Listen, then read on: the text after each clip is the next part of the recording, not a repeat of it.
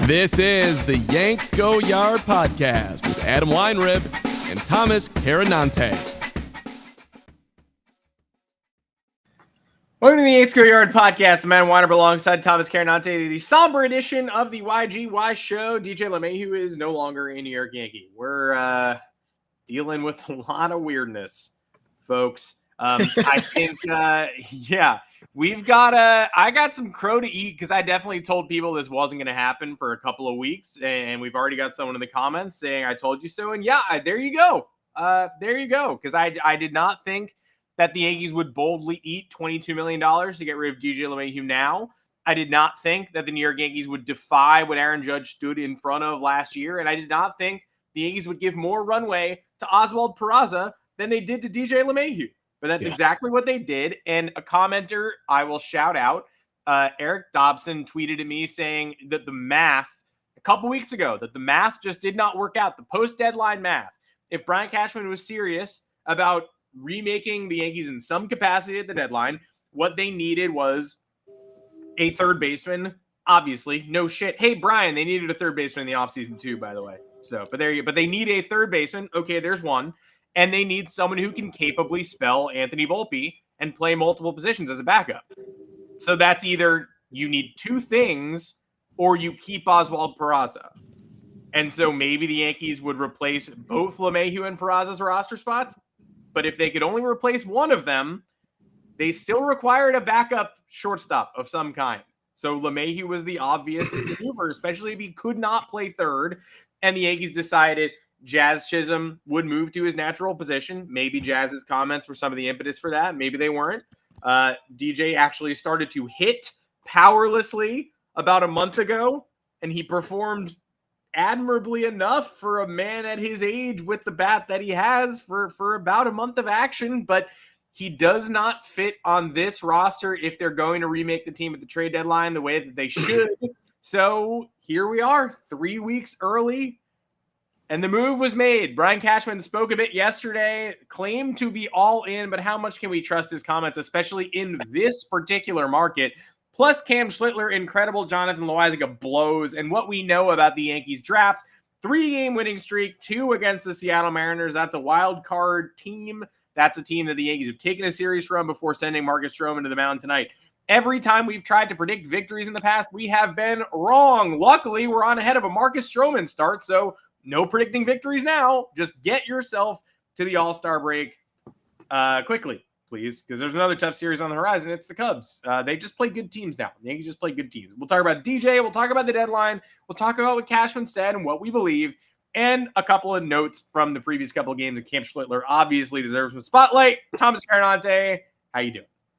Pretty good. Eric called you out too on Twitter. He got me as well. He got you? Yeah, he got me. He got me personally, yeah. Yeah, no, good for him. I thought he brought up some good points. I love this interaction. I love it.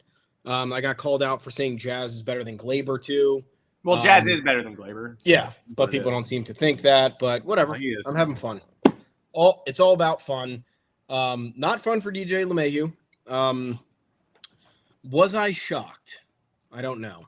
I think I was shocked by the Yankees finally doing it.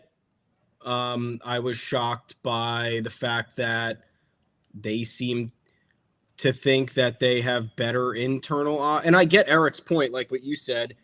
DJ can't fill the buckets on the bench that the Yankees were looking for. But, like, what are we valuing here? And this DFA, am I mad about it? No. Am I more confused and frustrated with the Yankees' process with the move? Yes, because DJ LeMahieu, bless him, because he brought us some very good years. But ever since the contract extension, it's been a relative nightmare based on what the Yankees were expected to get production-wise and what they didn't get because of injuries or just the aging process, poor play, whatever you want to call it. In my opinion, this move should have been made at some point last year, and it should have been made with intent, and it should have cleared a lane for the Yankees to further upgrade either at the trade deadline or last offseason or whatever lane you might have saw. Because I don't know what the difference is with DFAing DJ LeMahieu in the middle of last year and eating $34 million as opposed to eating 22. I don't know what the Yankees were expecting to get out of DJ LeMahieu this year, especially after he had gotten injured again. So, like, what? You were holding out hope DJ LeMahieu was going to turn back the clock, even though he hadn't proven that in 5 years to this point, and you wasted a roster spot, and instead of upgrading with intent, you said, we'll see what happens, and then the likely outcome happened, and you DFA him for a guy who's hitting 170, who plays very good defense. I love Oswald Peraza's defense. We've talked about it a million times on this podcast about how he should be, at the very least, a late defensive replacement in the infield. He should be taking a start away from Anthony Volpe here and there, because sometimes their offensive capabilities are exactly the same. When Anthony Volpe is slumping, he is literally the worst player on the team. I think the counter, and you're bringing it up right now to the point that Eric was making, is that they need someone to spell Volpe. Yeah.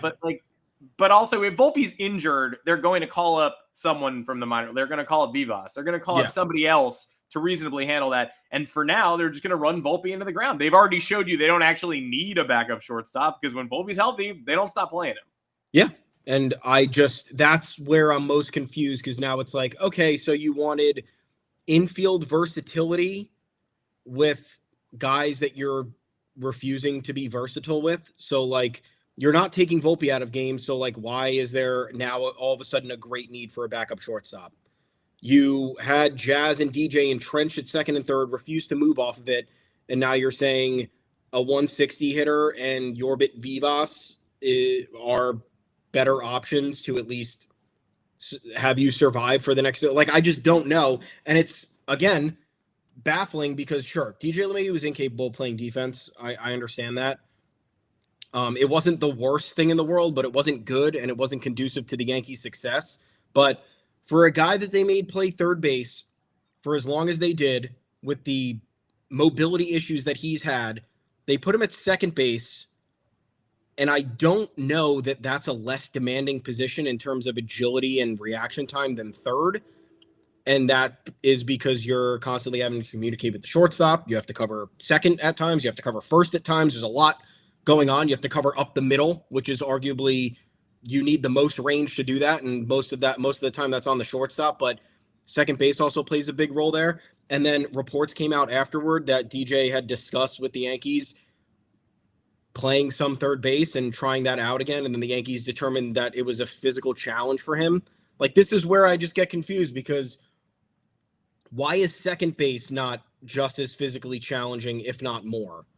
And why were you willing to displace Jazz Chisholm, a second baseman, for DJ LeMahieu at second base, and then not just do the opposite?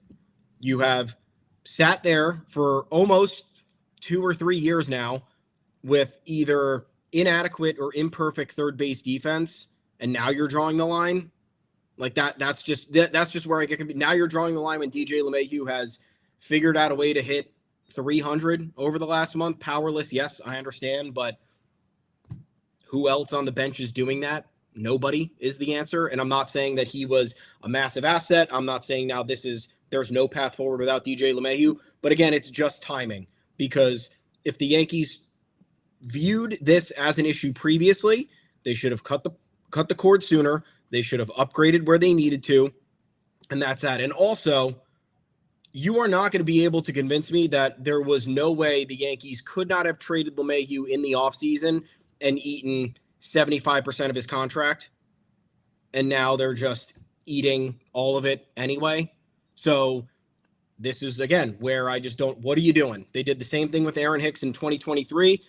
He's hitting 300 in the month of May, and they say, now you're DFA'd. And it's like, why didn't you DFA him after opening day when he said his role with the team is bullshit and that he's confused with how he's being utilized and that the organization's not being clear with him? Like, there was a point in time where he caused drama. There was many points in time before that where he was not delivering, where his body language was terrible. And then finally, you're getting a semblance of something out of him and you're cutting him loose.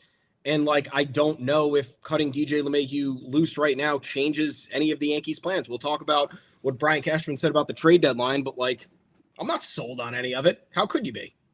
Well, of all the years too, like where all the executives are aligned basically in saying that we don't know if there are going to be any sexy names moving, and the biggest name may have already moved in Rafael Devers. It's the easiest ever trade deadline for Brian Cashman to say buzzwords like, I'm hungry, I never give up, I'm never satisfied. It's like, well, good luck. There's no food, buddy. So like it plays well now. I'll yell about that shortly. I mean, you're right. And I don't want people, I think everyone's shocked that the DJ move happened is just because of how much better liked he was than a guy like Aaron Hicks.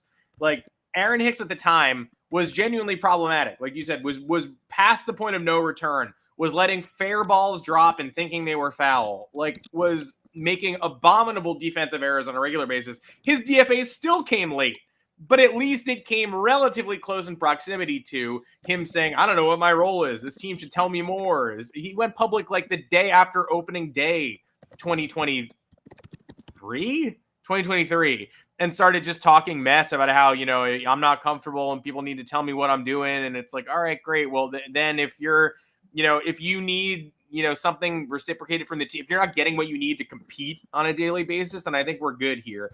And of course he goes to Baltimore and he has something left in the tank, but then he goes to Anaheim and no, he doesn't. And his career is over. LeMahieu on the way out, he was transparent with them in the offseason that he could no longer play third comfortably.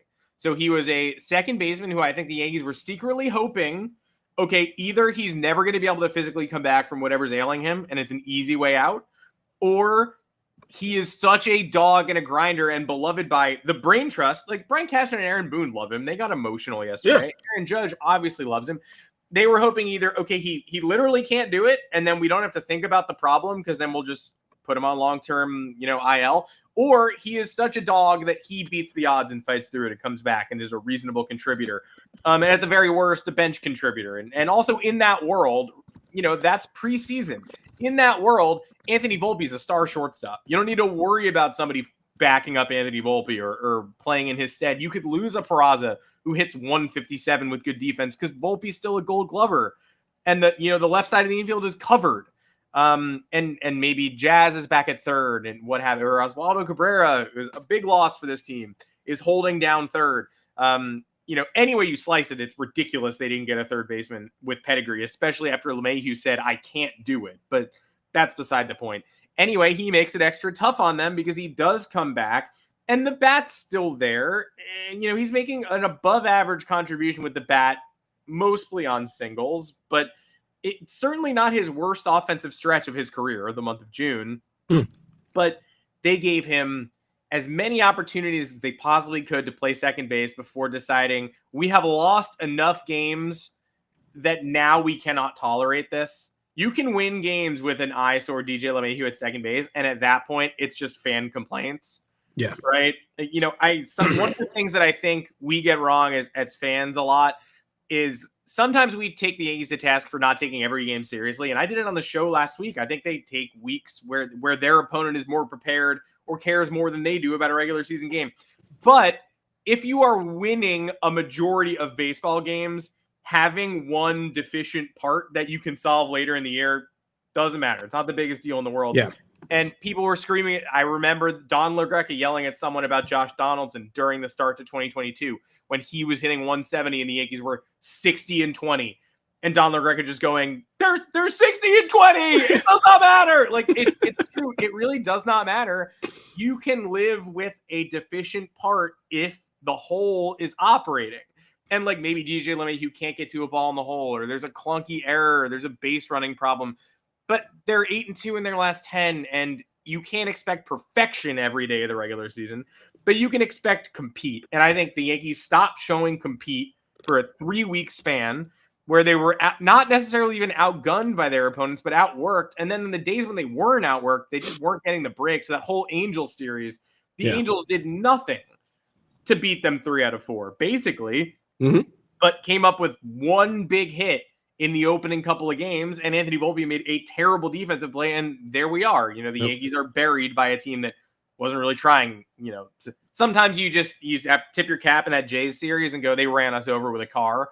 Angel series, not so much. So 3 weeks of the whole team malfunctioning, and it's like, all right, we got a lot to work on. We need pitching. We need bullpen so desperately. We didn't get a third baseman in the offseason, but the one thing we can do right now is take the guy whose shoulder is sore, who can't really make the throw from third to first, but is a brilliant second baseman, and move him to second base. And then we can bench DJ LeMahieu, which we have to do. And then now that we've benched him, we thought about it, and man, this really doesn't make that much sense. So maybe I'm a little less. I think some fans are really optimistic that like, oh, there's a big third base move on the horizon, and that's why they took care of this now. I doubt that.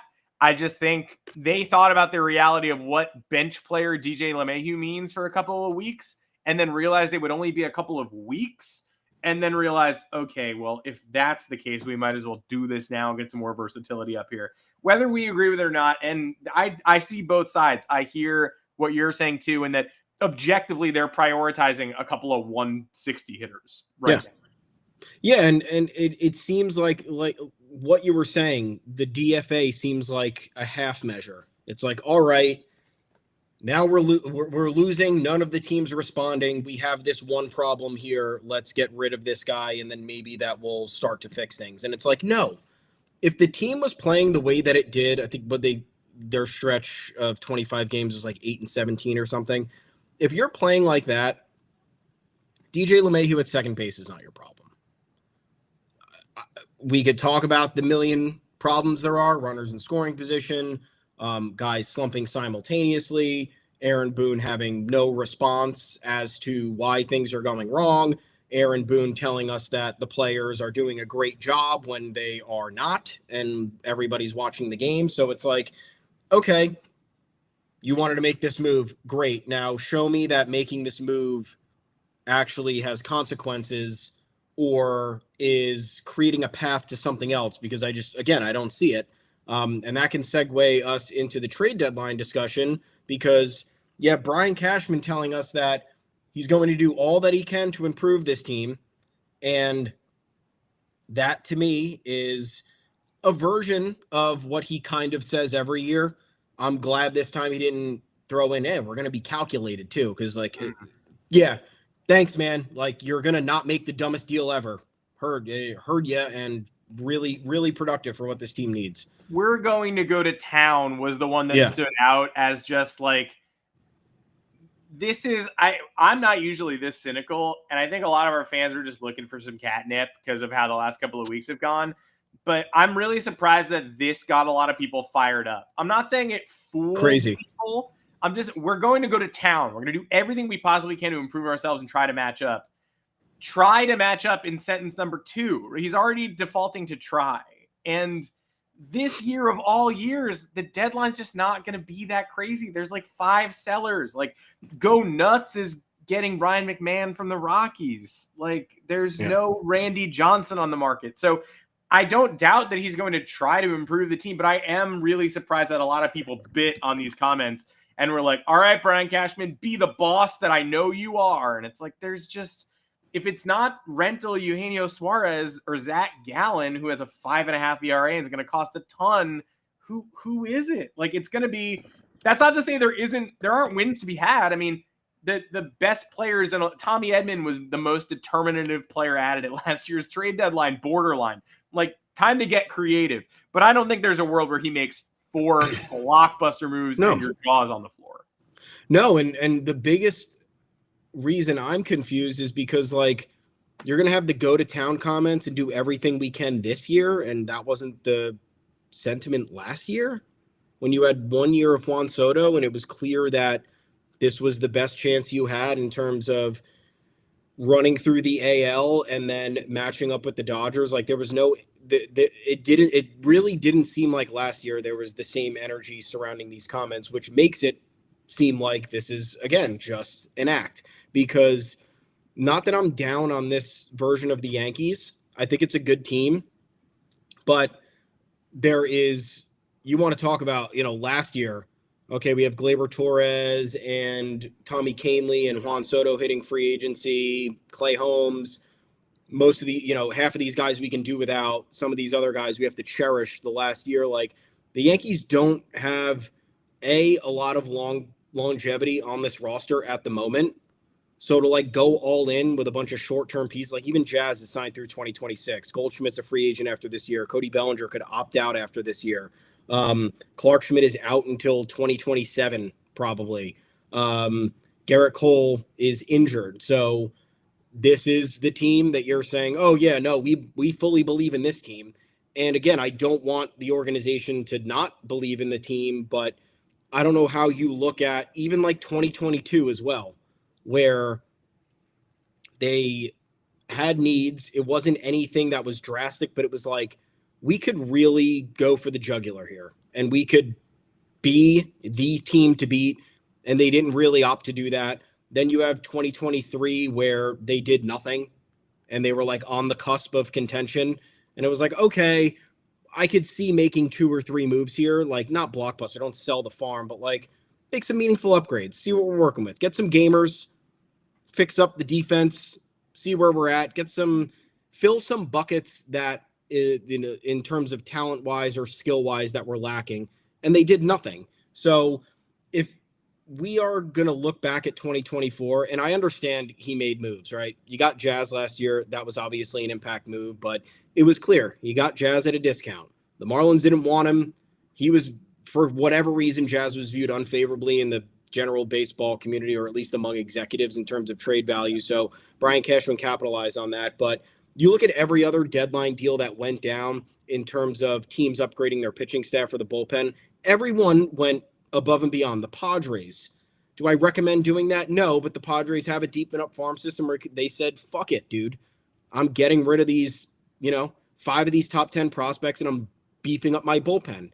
And they were right there. They should have eliminated the Dodgers. The Dodgers started making trades in early July and then they made more and they knew their fate. They said, okay, we have an injured pitching staff. We have guys that are kind of going to be revolving doors with ailments and with performance, and we're going to get as many guys in here as we possibly can. The Yankees got Mark Leiter Jr. and Enyel De Los Santos, and De Los Santos was DFA'd by the end of August, and Mark Leiter Jr. has one of the worst 4 whips in all of Major League Baseball this year. So, like, cool, empty the clip this year, I guess. Like, I'm not going to be disappointed, but now you're just essentially telling us you didn't have that same approach last year, and that's depressing to me. Last year, the bullpen, the way the bullpen was addressed last year remains insane. It's the number one thing they can't do this year because, they're in need of 2 or 3 relievers. It's glaring every night, but it was like doubly glaring last night where Cam Schlittler in his MLB debut, he's, you want to look at the line at the end of the game. You want to blast him for 2 solo home runs, but he threw the 7 fastest pitches of the season for the Yankees. He was last year he was like 92, 94. And now he throws 100. And he's, a comet. And the control, he only threw like 23 balls out of 75 pitches. Like, it seemed like the command was off early, but it worked. He was effectively wild. And then he found it. He struck out Cal Raleigh on a fastball down the middle. Like, you're not going to do that every time, but the stuff is that good and that pure. You're going to be able to survive. But nobody watching yesterday's game was like, Schlittler's going to give us 7 shutty. No, you're hoping that he can get through like 5 or 6, 2 or 3 runs, and that's pretty much exactly what happened. Or maybe the doors get blown off early because it's hard to debut. Or there's a miracle and he throws 6 innings. But he gets into the middle of the 6th with a base runner on second. They've just extended their lead from 4-2 to 6-2, which is pretty much the exact moment it feels real. Like, okay, we can win this game. We can win this series. We can ride the late offensive explosion in game 1 and actually make some sort of statement against the Mariners. And who does Aaron Boone, when you have a starter leave in the 6th inning on this team, you have Luke Weaver, who's given up a home run in his last 3 games before yesterday, who's our 8th inning guy still. And we believe in him to an extent because we know what he gave us last year and to start the season, but that's a little iffy. Devin Williams, who has largely been very good as a closer since April, but still had an ERA above 5 entering yesterday's game. And those are the guys in the trust tree. Yeah. And that's when you're in the 8th and 9th, you can use those guys. Okay, so when a starter leaves in the 6th, who's next in line? It's Jonathan Loaisiga right now. Aaron Boone made that clear. And so you got that runner on second with 1 out. You're kind of mentally saying to yourself, okay, if he can give up the 1 run and they get out of it at 6-3, you're not feeling fantastic, but you're feeling fine. It's probably a best case scenario. And first pitch 2-run home run at 6-4. And you're just like, oh, right, there it is. This guy stinks. $5 million for Jonathan Loaisiga this offseason. $0 million for a third baseman this offseason. This is how the money was used on a guy who, we've said time and again, he's either electric and then disappears because he's not available, or he shockingly struggles to miss bats. He doesn't induce as nearly as many Ks as he should when he's at his peak. And the velocity on the fastball is now down. He got the third out of the inning on all changeups. Luke Raley just swinging over changeups. That's great. When we needed a big out, it's a 2-run home run from Randy Arozarena. They extend the lead from 6-4 to 9-4. Oh, more breathing room. Great. Jonathan Loaisiga has a 2-run home run on an 0-2 pitch, the first home run of Cole Young's career. A breaking ball below the zone. An inexcusable home run. You hate to point out single moments of a game and be like, you just can't do that, because baseball's hard and sometimes well-executed pitches get drilled. You can't do that. That guy can't homer. Sorry. You cannot allow a home run there, especially a home run that dinky to the short porch on an 0-2 pitch when you're that talented. And you need to bridge the 7th inning gap. Weaver comes in after that and finishes the 7th and the 8th, and he was awesome, even though it was raining. And Williams comes in the 9th and it's pouring rain. You're like, this is going to be a fucking disaster. And he was awesome, and it was over in a matter of seconds. I'm glad it was. But last night's game should be a clear reminder of the Yankees. If they get Luis Gil back and they add innings at the deadline from a starting pitcher, they should have a comfortable enough amount of depth in the starting rotation. Should, but they still need one more arm. They need to add, because you can't rely on Gil. One more, but that's it. Just one more, because you all suffer more slings and arrows. You need to ensure yourself. Bullpen, you need 3 viable pieces. There's nobody beyond the top 2 and Tim Hill, who's a lefty specialist, but when he comes in, I'm usually like, okay, I see the vision. I understand. Who's your 4th ranked right now? It's either Loaisiga, who's Drek, or Ian Hamilton. Yep. Who's like pretty much not fantastic either, but is slightly less of an everyday disaster than Loaisiga is. And again, that's when you're just trying to get through the 7th and 6th inning, which are innings that the starter doesn't appear in that often in modern Major League Baseball. You need to cover those. You need 4 guys you can trust on a daily basis. And the Yankees have 2.5, depending on how you classify Tim Hill. Like, I love him, but he's the 3rd guy on the totem pole right now. I didn't trust Mark Leiter Jr. before he went down with an injury. I did trust Fernando Cruz. That's a killer injury, and I don't even think we'll see him again. The Yankees need bullpen at the deadline. They also need bullpen tomorrow. Like, they should swing a bullpen trade faster than they swing a third base trade. They need life. They need an injection. I'm tired of this shit. Yeah, and still no lefties. It's Tim Hill, and that's it. And all these other half measures that they made in terms of kicking JT Brubaker's contract down the line, hoping that he would pan out, not working. And look, you want to talk about, I think, honestly, the best path forward might be try to get 2 starters and just move Luis Gil and Cam Schlittler to the bullpen, because Luis Gil is not giving you length this year. I'm sorry, he is not. Cam Schlittler, I'm sure, will be on some sort of innings limit. Yeah. He's risen through the minors pretty quickly. If I were to look at his innings totals right here, his career high came last year, 120, and this year he is already at 76.2. So I don't know. It could be smarter to dive deep into the numbers and see if he kind of broke down the stretch last year with that much mileage on his arm, because previously his career high was 91 2/3 in college in 2022. I'm not sure what he's capable of in terms of giving regular starts like that, but if he has the electric stuff that he has, we know, extremely electric, it could play better in the bullpen, or at least like Gil doesn't have to come in high leverage, but he could be a multi-innings eraser as he works his way back. Schlittler throws 100 miles an hour, so that can play in the 7th or 8th if they deem it fit. And then you go after a couple of guys who, are going to give you 5 to 6 innings a night, and it doesn't have to be spectacular, but it's enough to just keep moving the line. That is, I don't know, because again, I don't know where you're getting 4 new bullpen arms to kind of rework everything.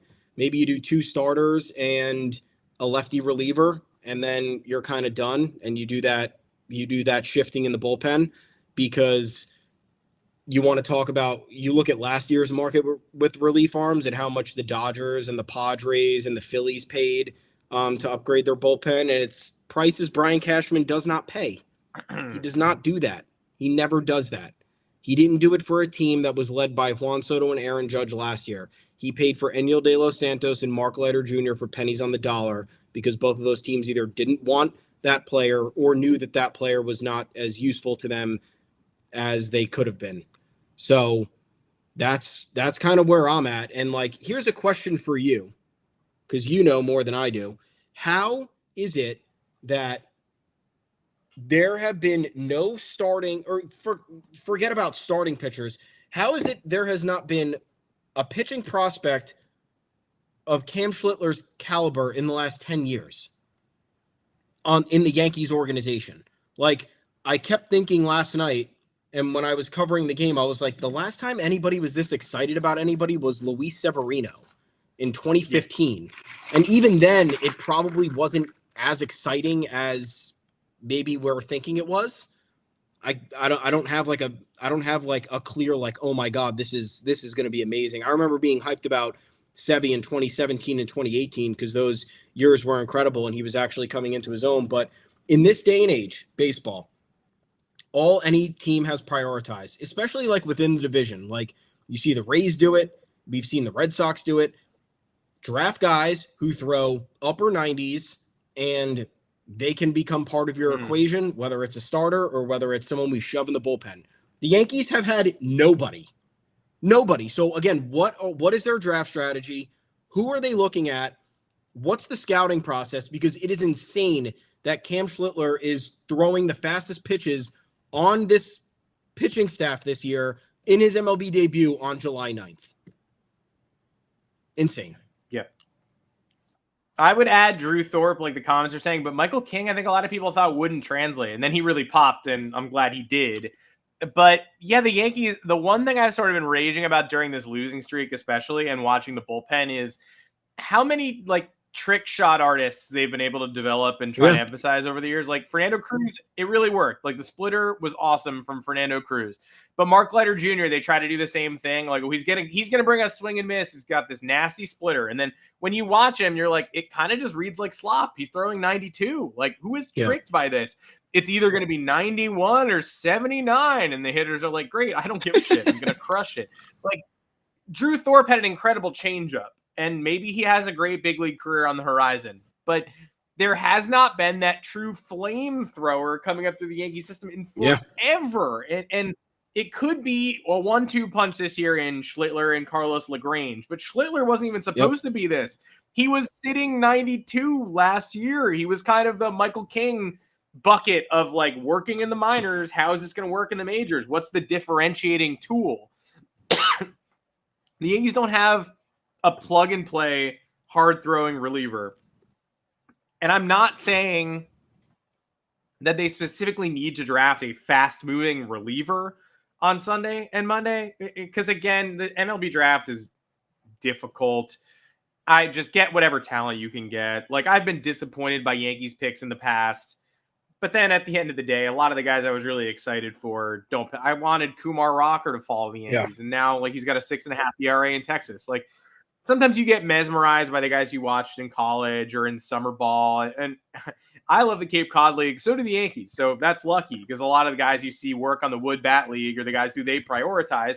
So it's led to them taking some people I already believe in. And that's like, I like Rock Riggio a ton.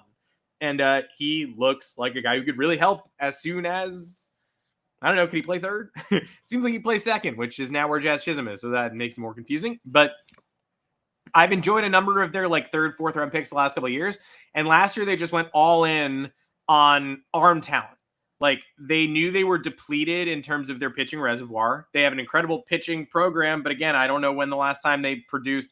They used to be able to fashion a bullpen together out of like gum, spit, and sticks. And now they just have like the most abominable bullpen in baseball. And like, I don't know. I have friends who are like, they're going to regret letting Canely walk. And I'm like, I just can't get there. Like, Canely in September and October is tired. Canely is the person I least want to see. They'll regret it because they didn't. Another you're totally right, but they'll regret it in a sense because they did nothing else. Like, I would have given that money to Canely over Loaisiga. Yes. That would be the But regret. it's another. Yeah, 100%. But it is another trick shot artist situation where you got to the playoffs last year and the Dodgers were like, change up, got it. And then it was not a problem for them.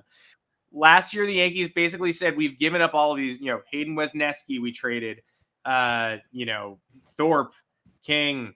The reserves have been depleted a bit. We're just going to go pitching. We're going to spam it. And they grab, and it worked, because when you spam pitching for like 7 of your top picks, if like 3 of them look viable the next year, then that's more than enough. That's a win. So Griffin Herring looks like one of the best lefties emerging this year in minor league baseball. Ben Hess has had his moments, the first round pick, of just pure dominance. And he's had moments where he's walked 4 an inning and a third, because he's kind of a crazy hybrid reliever starter dude.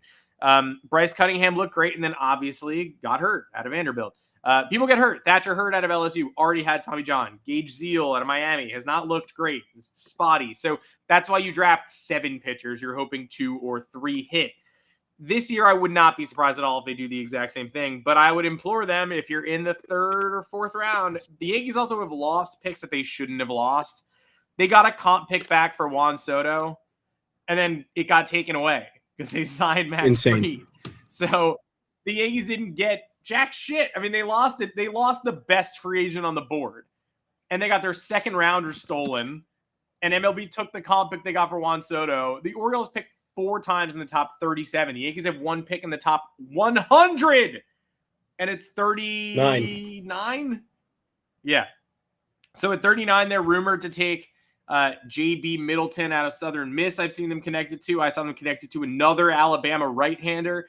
I mean, whatever. Collegiate pitching is probably the move, because it was the move last year, and it's the move when you pick at 39. You take like a slightly older senior, maybe, or somebody who's less of an upside play, or you pool all your draft money on getting the best high schooler still on the board at 39. But I think they're probably going to go college pitcher. And then they are weirdly in a good position. They're in a terrible position thanks to Major League Baseball's rules that make no sense. But they're in a good position because they don't pick where the premium players go. Where if they're in the 4th round, they can just go. They pick like 134th for Fried, the Fried pick, or 136th. It's terrible. But wherever they pick there, they should just say, this guy's 23. He throws 98. He plays at a major SEC school, and he could be in our bullpen in a year, or he could not. But that's the kind of player you can pick in the 4th round. The Yankees could either go, we'll take an 18-year-old third base prospect, 18-year-old center fielder, or we'll take a reliever who we could see next year. And at that point, when teams start taking relievers in the 3rd, 4th, 5th, the Yankees don't pick in the top 100. This is not going to be a big draft for them. They should just go ahead and grab a reliever, a plug-and-play talent in the 4th. Yeah, I mean, it's all you can do. They're going after best talent, Brian Hoke said. I don't know what that means for this deep into the draft, but do it, I guess. And if you feel that, it basically means you can't prepare. It's just like whatever the hell's on the board will take. And last year, like you said, they went all pitchers. Like, if they view that as a viable option this year, then great. Like, just do it, because again, I don't know what their draft strategy is. I'm confused by it every year. We're confused that the top prospects never really get to where they need to be. We're confused why the farm system is constantly ranked low. We do get that to an extent because they never really pick high. But again, they pride themselves on player development. They've had the same people in charge for 25 years, and the results have been less and less. So I don't know. Just do it. Figure something out. Thanks. We'll see you after the draft to recap what went down. Read yanksgoyard.com on Sunday night and Monday and Tuesday. Those are the days when you should be reading it. And it's the All-Star break on Monday and Tuesday and Wednesday and Thursday, which is sick. No Yankees baseball. Huge bonus. I'm going to be in Atlanta on Monday and Tuesday. I will not be at the Futures game. I will not be at the draft, but I will be at Media Day. I'll be trying to talk to your favorite Yankees, although it'll be tough because Aaron Judge, I won't be talking to him. Guys, it's not going to happen. Just 100% not going to be talking to him. Max Fried, maybe. You never know. Jazz Chisholm, we'll see. Seems like that guy likes to talk to people. But hopefully be answering some of your questions, be fueling great content, and read anything about the draft on yanksgoyard.com the night of and the morning after. We're going to be doing the draft. It's going to be the first 104 picks on Sunday night because it's good to just throw a ton of draft picks into a night. That's a really good strategy for boosting, viewership in the middle of All-Star weekend. But that's when it is. You can read about it there in the aftermath. You can read about the Mariners and Cubs series there as well. I'm Adam Weinrib. You can find me on Twitter at Adam Weinrib. Thomas Carannante had to sign off, but he is at Tommy's_takes. You can find us both at Yanks Go Yard FS on Twitter. Stay tuned for when we're going live next week. Again, Monday, I'm out of commission. Gathering quotes, gathering video. Follow me at Adam Weinrib for fun stuff. And follow the Fansided TikTok and Instagram channel for some more good stuff as well. But there will be podcasts next week. There will definitely be a podcast Thursday afternoon as we prepare for the second half. So please join us on this channel. Turn on your notifications so you know when we're going live. And until then, we'll see you, everybody.